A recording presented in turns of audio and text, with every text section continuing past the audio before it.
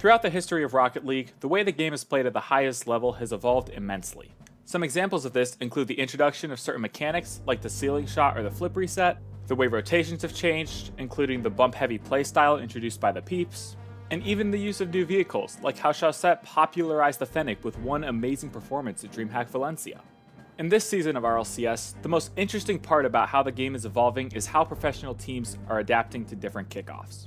Different kickoffs have been part of RLCS teams' repertoire for a long time now, but in the first season of this split particularly, Carmine Corps became known for their kickoffs. While historically the most you would see would be a team attempting to fake a kickoff in order to gain possession, the strategies that Carmine Corps was using in their first split really leveled up the game in this sense. Due to Carmine Corps' innovation on kickoff tactics, other teams around the world have been forced to level up their own kickoffs in order to not fall too far behind. And because of this, we recently got what can only be described as the greatest kickoff in RLCS history. In order to understand why this kickoff is so great, we have to go back to the start of the season. The offseason between the 2023 World Championship and the start of the 2024 season brought about many changes in the RL esports space. One major change was the elimination of the World Championship wildcard, which meant a lot of teams from smaller regions weren't going to get to prove their worth on the main stage. On top of this, both Furia and Complexity announced they were moving their teams back to South America due to various reasons. This meant that a lot of the South American talent that we had seen at LANs in the previous season were going to have to fight against two super teams to even make it back there this year. At the start of the season, 6 different teams in South America had players that had been to a major in the previous season, which is insane for a region that only had 2 LAN spots heading into the next season. The first split was dominated by the 2 super teams, Furia and Complexity. That being said, there were still several teams hot on their tails, one of these being Ninjas and Pajamas. In the Ninjas' first split, they made a Grand Finals appearance in Regional 2, but were gatekept from the finals by Furia in both events 1 and 3. Despite Ninjas and Pajamas beating Complexity in their one head-to-head matchup of the split, Complexity was able to qualify for the major due to their regional win and more finals appearances. Heading into the second split, the Ninjas hoped that history wouldn't repeat itself and they'd have more of a say in their LAN qualification rather than fighting the best team in South America each time. In Regional 4, the Ninjas would get their wish as they matched up against Complexity in their quarterfinal matchup. However, despite a strong 3-1 start to the series, Ninjas and Pajamas couldn't close it out and Complexity took them in Game 7. With South America only having 2 spots at the World Championship, things were starting to look dire for the Ninjas as they were now 19 points behind Complexity. There was one ray of hope for the rest of South America, as Complexity fell in the semifinals to Team Secret. This proved that the South American second seed wasn't infallible, and that second major spot could be up for grabs. All of this set up for Regional 5 to be one of the craziest that South America has ever seen. Things started off really shaky for the Ninjas and Pajamas due to circumstances outside of their control. Due to recent flooding happening in Brazil, Ninjas and Pajamas player Swift had to evacuate and relocate to a safer location. This meant that for the double elimination phase of the qualifier, Ninjas had to play with their coach, Fossey. While Fossey has been a coach in South America for a little over 2 years now, he did originally have his come up as a player, and so Ninjas were able to qualify for the main event without much issue. Heading into Friday, the full roster was ready to go again, and they started off their day with a 3-0 sweep over Red. However, despite the Ninjas' good game differential, another top South American team did not come out of Round 1 with a good game differential, which meant that the Ninjas were facing Furia in Round 2. So far in the season, the Ninjas were 0-5 against Furia, and the last time the organization had won against Furia was back in 2023 with a nearly completely different team. While the start of Game 1 looked like it was heading in the same direction, Ninjas were able to pull it back and take both Game 1 and Game 2. Despite Furia's best efforts to reverse sweep, the Ninjas were able to win in a Game 4 overtime and hand Furia only their 3rd defeat of the season. The only 2 losses that Furia had before this were to Complexity in the very first event of the season and to Vitality at the Copenhagen Major. This victory would put Ninjas and Pajamas in the 2-0 round, and when they looked up to see who they were facing, they were greeted with a pleasant surprise.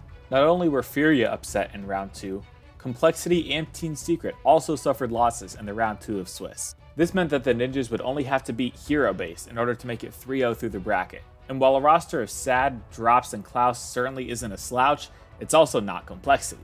The Ninjas were able to complete their run through Swiss going 3-0 after sweeping Hero Base, and they qualified into the bracket as the 2 seed.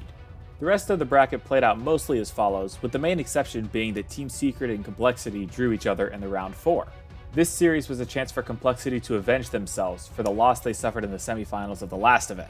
However, the series was more one-sided than Carmine Corps vs Limitless at the most recent major. Team Secret had a statement series, including winning Game 2 with a scoreline of 8-1. This meant the complexity dropped down to round 5, and while they qualified for the playoffs, they qualified with the 7th seed, matching up against Ninjas in Pajamas yet again.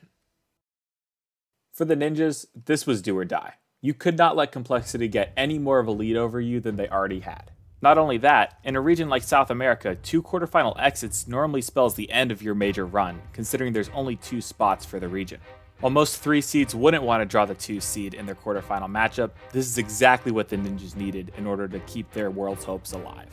The series started off hot, with Complexity winning Game 1 and Ninjas in Pajamas answering with 2 overtime wins in the next 2 games. Complexity would even up the series 2-2 and then take a crucial Game 5 overtime in order to put themselves on double match point. With a little bit more than 2 minutes left in Game 6, Complexity held a 2-1 lead before Knight hit this. Mal. Esto puede ser el tiro por la culata que no necesitan. 1 minuto con 50, rebote del esférico. Ese es el boom shot. ¡Pulsa, Complexity! ¡Estás loco! No solamente loco, sino que loco y aparte empatado, hermano. 34 seconds later, Diaz would put another on the board for Complexity, leaving Ninjas with only 1 minute and 22 seconds to essentially save their season. With less than 30 seconds left, Ninjas sent the house, leaving themselves to be exposed, and Complexity took a 4-2 lead with 13 seconds left. But then, the impossible happened. With 13 seconds left on the clock, a 2-goal deficit, Complexity typing GG's in the chat, Ninjas in Pajamas send the house on the kickoff. One of the most common themes when it comes to kickoffs is that if 2 people are exactly the same distance away from the ball, whoever's on the left goes for the kickoff. While professional teams will always calm exactly who's going for the kickoff, you still tend to see this habit present itself at the highest level. With 2 players from each team on each of the diagonal locations, the Ninjas take a guess that Razebull, the player on the left for Complexity, is going to be the one going for the kickoff. Because of this, they decide that Knight, the person on their right, should be the person going for the kickoff on their team. If they guess right, this allows for the Ninjas to know exactly where the ball is going to go off kickoff, and that's exactly where Astromik positions his car. Once Razebull and Knight both make contact with the ball, it pinches out towards the side directly into Astromik's car, who hits it forward. The contact that Astromik makes is almost perfect, and he puts the ball just high and left of the goal. But the beautiful part about this play is that Astromik was never the one meant to score it. With only 13 boosts in the tank, trailing the play moving at super high speed, Swift jumps for the ball and is able to place it top shelf in order to get Ninjas in Pajamas back within 1. This was a kickoff that the Ninjas had been practicing in scrims for a while, but they had yet to successfully pull it off. And despite finally managing to make this play happen, the job wasn't finished. With just 1 second left on the clock, the Ninjas had tied it up, and Game 6 was going to overtime. Complexity was able to keep Ninjas pinned in their orange half for most of overtime, but nothing could eclipse the pressure that they had already experienced. 1 minute and 11 seconds into overtime, Astromik has a long clear, catching all of Complexity out and sending the Ninjas to Game 7. On Champions Field, this time Ninjas in Pajamas got it done, closing out the series with a 2-1 victory. With 13 seconds left in Game 6, it looked like the Ninjas' season was over. A win for Complexity would have given them at least a 23-point gap heading into the last event of the split. Along with that, it would have taken a miracle for Ninjas in Pajamas to qualify for the upcoming London Major.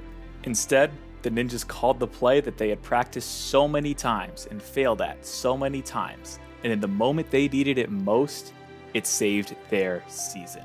Ninjas in Pajamas would actually go on to win the entire event, including taking down Team Secret in the semis and taking down Furia in the finals. This puts Ninjas tied for second place in terms of split points in South America, and it puts them only 7 points behind Complexity. But most importantly, it puts their destiny entirely in their hands, and we've seen that they can take down the best of the best in South America. There won't be any less pressure in Event 6, as they still need to outplace Team Secret in order to qualify for this major, or they need to outplace Complexity by 8 points in order to have any chance at international competition this year. But that being said, they've executed with pressure before, and I'd be surprised to not see them do it again.